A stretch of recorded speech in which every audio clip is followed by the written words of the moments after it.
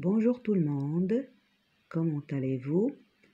Aujourd'hui, nous avons la leçon, page 85, d'écrire un animal. Nous allons commencer par la lecture de ce texte. Parce qu'il était maigre, le petit chien étranger a pénétré dans le jardin en passant sous la grande porte. Nul ne l'avait jamais vu, ni plaque, ni même ni collier. Un petit animal tout nu, le poil jaune, le ventre rose, les yeux de pervenche, des pattes raides, l'air on ne peut plus indépendant. Nous l'avons gardé 3 jours. Il est parti sans tourner la tête. Il est repassé sous la porte. Il n'est plus jamais revenu. La personne qui raconte dans ce texte vous parle d'un chien étranger qu'elle ne connaît pas, qui a pénétré, bien qui a entré dans la maison en passant par le jardin sous la grande porte et qui ne portait ni collier ni plaque, donc il est étranger. Elle a essayé de vous décrire l'aspect physique de cet animal en disant qu'il est petit, il est maigre, nu, le poil jaune, le ventre rose, les yeux de pervenche. Pervenche, c'est-à-dire une couleur bleu mauve, des pattes raides. Donc, elle a essayé de vous décrire cet animal. Dans la deuxième question, on vous dit de souligner les parties du corps de l'animal qui sont décrites. Alors on commence par la première phrase. Parce qu'il était maigre, le petit chien étranger a pénétré dans le jardin en passant sous la grande porte. Nul ne l'avait jamais vu, ni plaque et même ni collier. Un petit animal tout nu. Nous avons ici poil. Donc, on va souligner le mot poil. Le ventre, rose, les yeux et les pattes. Donc, ce sont les parties du corps de l'animal. Troisième question. Quel groupe de mots sont utilisés pour décrire l'aspect physique de l'animal? Donc, nous avons des mots qui ont été utilisés pour décrire son aspect physique. Parce qu'il était maigre, nous avons le mot maigre. Elle décrit l'aspect physique de l'animal. Nous avons aussi le mot petit. Le petit chien étranger a pénétré dans le jardin en passant sous la grande porte. Nul ne l'avait jamais vu, ni plaque et même ni collier. Un petit animal, petit aussi, animal tout nu. Nous avons le mot jaune, nous avons rose, les yeux de pervenche et nous avons le mot raide.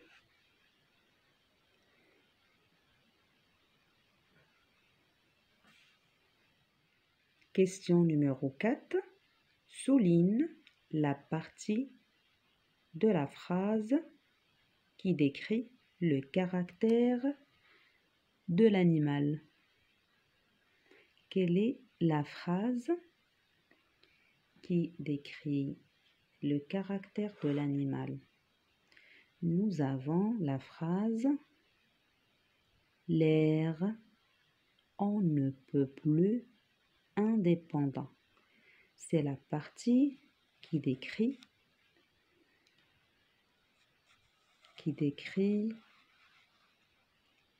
le caractère de l'animal. Dans la question numéro 5, on vous dit quelle est la nature des mots utilisés pour décrire le chien? Ces mots, maigre, petit, nu, jaune, rose, pervenche, ces mots, quelles sont leur nature? On peut dire que nous avons le mot, par exemple, le petit chien. Ça, c'est quoi? C'est un adjectif. Poil jaune. Jaune, c'est un adjectif. Un adjectif qualificatif, bien sûr. Le ventre rose, adjectif qualificatif. Vous l'avez déjà vu dans la leçon de la grammaire. Les yeux de pervenche. Des pattes raides, c'est un adjectif qualificatif. Pour décrire un animal, il faut présenter ses traits physiques et bien sûr donner son caractère. Pour les traits physiques, on peut dire sur l'animal s'il est grand ou bien petit, gros, maigre, énorme, géant, etc. Est-ce qu'il est couvert de poils, de plumes, de laine? Son pelage, est-ce qu'il est doux? Il est rugueux, lisse, bouclé, frisé? La couleur, est-ce qu'il est blanc? Est-ce qu'il est roux? Est-ce qu'il est zébré? On peut aussi décrire ses pattes, s'il a des pattes, ou bien des palmes, des ailes, des griffes, un bec, une queue. La queue, est-ce qu'elle est longue, courte, dressée? Est-ce qu'il a des cornes, des sabots? Pour les oreilles, est-ce qu'ils sont pointus, rondes, dressées, tombantes? Ses crocs sont pointus, etc. Pour décrire son cri, est-ce qu'il aboie? Ou bien il miaule? Est-ce qu'il est méchant? Est-ce qu'il est sauvage? Est-ce qu'il est courageux? Est-ce qu'il est fidèle? Donc ici, il s'agit de les aspects moraux ou bien le caractère. On parle de caractère, c'est-à-dire un chien qui est fidèle, un chien méchant, sauvage, il est craintif, etc.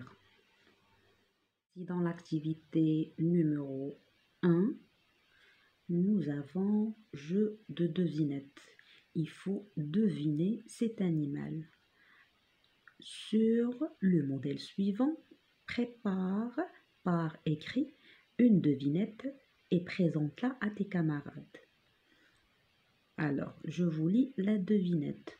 Je vis dans une ferme, mon pelage est blanc, marron ou noir. J'ai une belle crinière. Crinière, c'est-à-dire ce sont des crins, ensemble de crins qui garnissent le cou de certains animaux. Donc, je transporte le fermier et ses produits au marché. ma femelle et la jument. Qui suis-je? Donc, nous avons ici l'aspect physique. Il a le pelage, son pelage, blanc, marron ou noir. Il a une crinière, une belle crinière, et il transporte le fermier. Donc, c'est un moyen de déplacement pour le fermier. La femelle, sa femelle, c'est la jument. Donc, la réponse, c'est le cheval. Vous devez donc faire un modèle comme celui-là et faire une devinette. On peut par exemple donner une devinette pour un éléphant. Qu'est-ce qu'on peut dire? Il est comment? Sa taille, il est grand et il a quelle couleur? Et gris. Il a les oreilles, il a 2 grandes oreilles et il a une trempe. Son nez qui est très long, on l'appelle trempe, et 2 grands dents qui lui servent de défense. Je vous donne une autre devinette pour une poule. Elle a des poils? Non. Elle a des plumes. Et elle pond des œufs. Elle a 2 pattes. Et comment appelle-t-on ces petits? Ces petits sont des poussins. Je vous donne aussi une 3e devinette pour le papillon. On l'appelle insecte. Donc, c'est un petit insecte. Et comment il a les ailes? Il a 2 grandes ailes et qui sont colorées. Nous pouvons regarder cet insecte pendant l'été, plutôt pendant le printemps. Avant d'être adulte, comment appelle-t-on le papillon? C'est une chenille. Dans l'activité numéro 2, vous avez ces 3 illustrations et vous devez choisir une pour la décrire sur votre cahier. Alors, si on commence par le lapin, il a, ici, comme vous voyez ici, il a 2 longues oreilles et il a 4 pattes. Il est de couleur marron et il a des poils un peu longs. Il a les yeux marron ou noirs, on peut dire une couleur, et des moustaches courtes. Il a 2 dents coupantes et il a une petite queue ronde. Il saute au lieu de marcher et il mange des carottes. Si on décrit maintenant le canard, on peut dire qu'il vit dans une mare. Il a le cou court, un large bec jaune et aplati, aux très courtes pattes palmées. Il a des pattes comme des palmes et aux longues ailes pointues. Il a les ailes longues et pointues. Pour la chèvre, elle est petite de taille. Elle est bien sûr, c'est un animal mammifère. Et petit de taille, il a des cornes aiguës ou bien arquées, 4 pattes fines.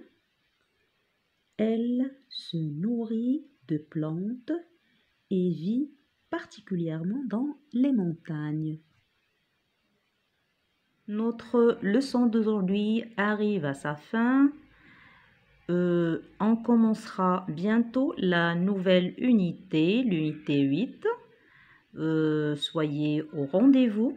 N'oubliez pas de vous abonner à la chaîne, de laisser vos commentaires et vos notifications et partager la vidéo avec vos camarades. À très bientôt, Inch'Allah. Au revoir.